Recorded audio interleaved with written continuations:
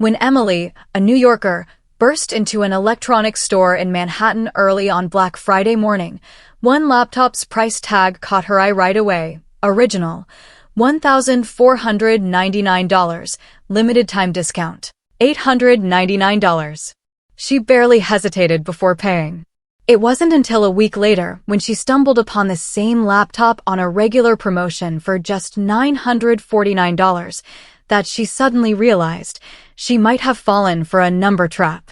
That trap that made Emily willingly spend extra is none other than the highly influential anchoring effect in psychology. It's like an invisible measuring stick that quietly guides most of our decisions. Anchoring effect, the decision-making code from the lab.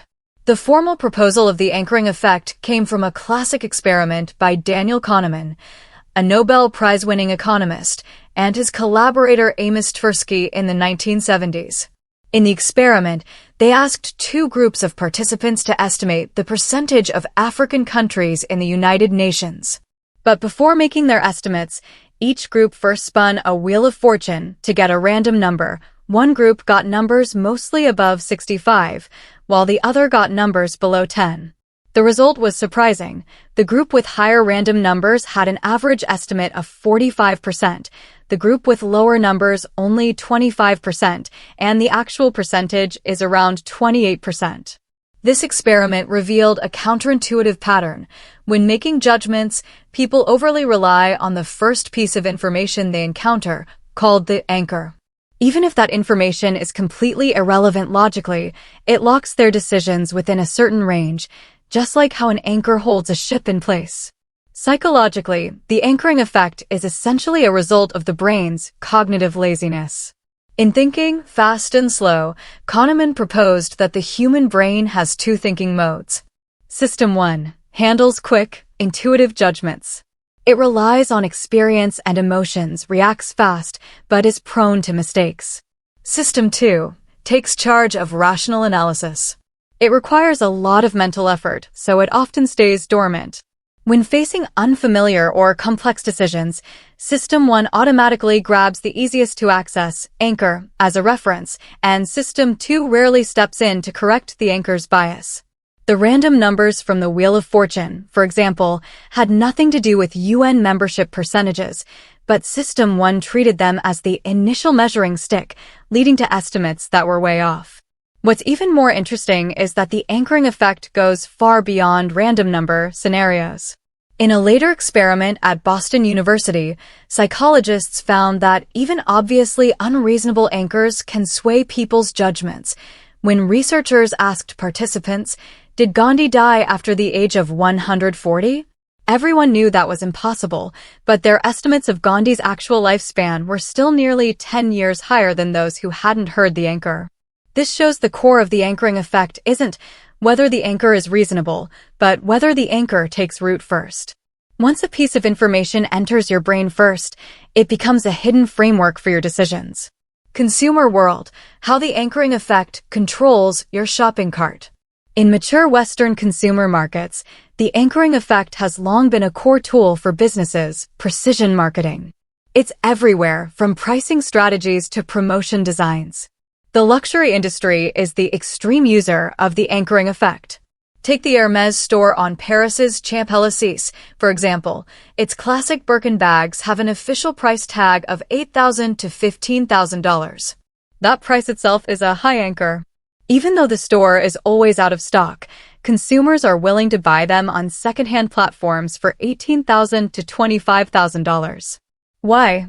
Because the official price already set a value benchmark in their minds. Compared to that, the secondhand markup feels reasonable. Even smarter, Hermès deliberately displays scarves and belts priced at $2,000 to $3,000 in the same area as Birkin bags. Next to the high anchor of the Birkin, these relatively low-priced items seem super cost-effective, becoming the entry-level choice for many consumers. In everyday retail, anchoring tactics are more hidden. On Walmart's shelves, almost every product has an original price and a current price, like a box of cereal marked original, for $1.99, now $3.49. That original price isn't a real historical price. It's a deliberately set anchor. In fact, the cereal's regular price is $3.49. But when compared to the higher original price, consumers get the illusion of saving $1.50 and their willingness to buy jumps. This tactic gets amplified during events like Black Friday or Christmas sales. On Amazon, electronics are often first marked up by 20% to 30%, then discounted as 50% off. The sharp price contrast pushes consumers to buy on impulse. The restaurant industry uses anchoring just as cleverly. At Le Bernardin, a Michelin-starred restaurant in Manhattan, the first few dishes on the menu are mostly $120 to $180, while main courses in the middle are $80 to $100. This isn't random. It uses the logic of high anchor for contrast. When consumers see a $180 seafood platter first, then a $100 steak, they subconsciously think the steak is reasonably priced, not expensive, like they might if they saw $100 alone. Studies show restaurants using this menu design see 35% more sales of mid-priced dishes than those with random pricing. That's direct proof the anchoring effect changes consumer choices. Negotiations and the workplace. How anchoring shapes benefit distribution.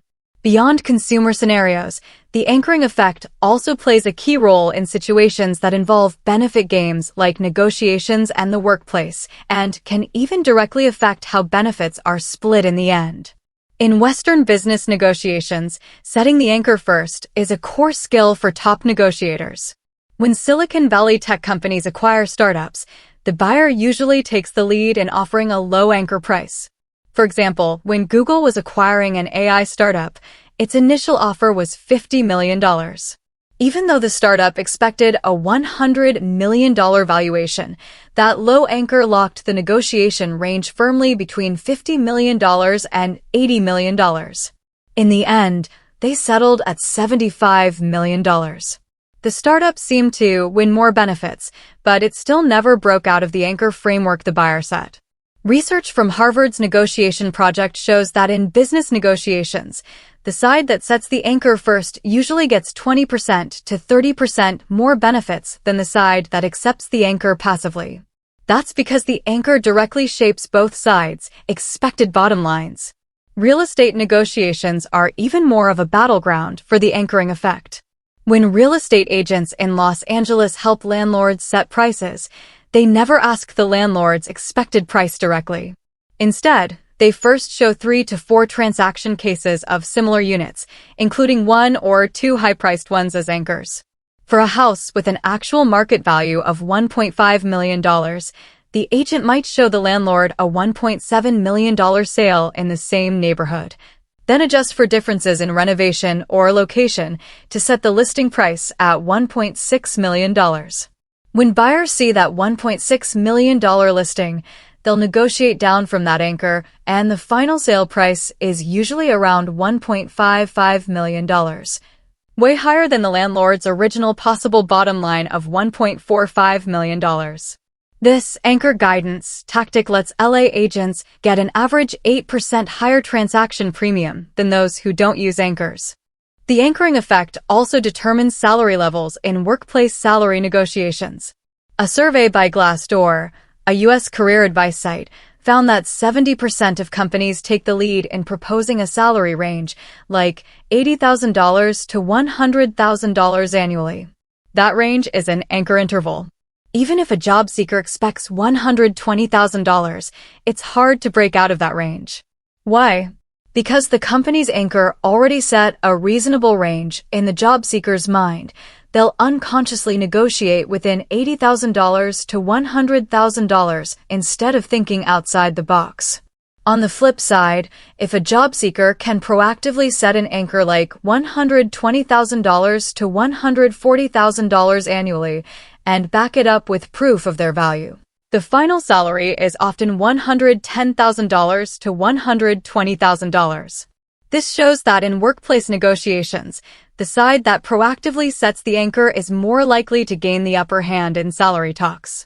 Responding rationally. How to break free from the anchoring effect. The anchoring effect isn't unbreakable. With conscious cognitive training, we can reduce its interference in our decisions. First, delay your decision. When you're faced with information that has a clear anchor, like limited time discount or exclusive offer, pause your judgment. Don't let System 1's intuition take over. For example, when shopping, don't rush to check out. Use price comparison websites to look up the product's historical prices and break the original price anchor set by the seller.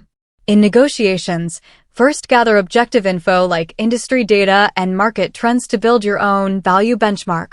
Don't let the other side's anchor lead you around. Second, proactively restructure the anchor. If you're stuck with a bad anchor, introduce new anchors to break the old framework. In a salary negotiation, for instance, if the company offers a low anchor like $80,000 to $100,000, you could say, according to Glassdoor data, the average salary for this role in San Francisco is $110,000. Plus, I have 3 years of relevant project experience, and the projects I led brought $2 million in revenue to my previous company. So my expected salary range is $120,000 to $140,000. By bringing in new anchors, like industry averages and your own value, you can effectively correct the company's low anchor and strengthen your negotiating position. Finally, cultivate System 2 thinking. In daily decisions, ask yourself, is this anchor reasonable? Are there other reference standards? Actively engage your rational thinking. When evaluating an investment project, for example, don't just focus on the anchor of 15% expected return. Analyze the project's risks, market demand, and competitive landscape to avoid being misled by a single anchor. The anchoring effect is an inherent flaw in human cognition, but it's not something to fear. It's both a tool for businesses to market and a weapon for individuals to negotiate. Understanding the anchoring effect isn't about avoiding it, it's about taking control of your decisions, so this invisible, measuring stick actually serves your rationale.